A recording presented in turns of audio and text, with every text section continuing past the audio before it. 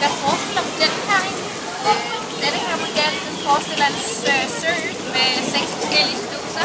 Den skal forklare, hvordan du kan dele vandet ud, så der ikke bliver oversvømmet et sted, men det bliver pænt og jævnt. Er det her sluserne? Ja, det her det er sluserne.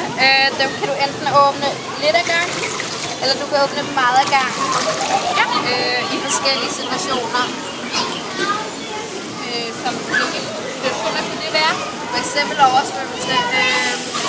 Hvis oversvømmelsen allerede er sket, så kan du åbne meget.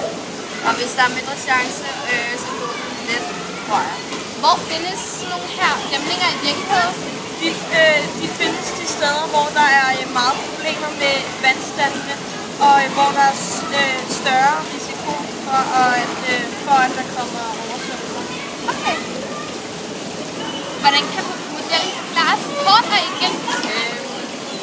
Modellen kan forklare, at en god idé med vandsluser at du kan bruge dem til at undgå en masse oversvømmelser.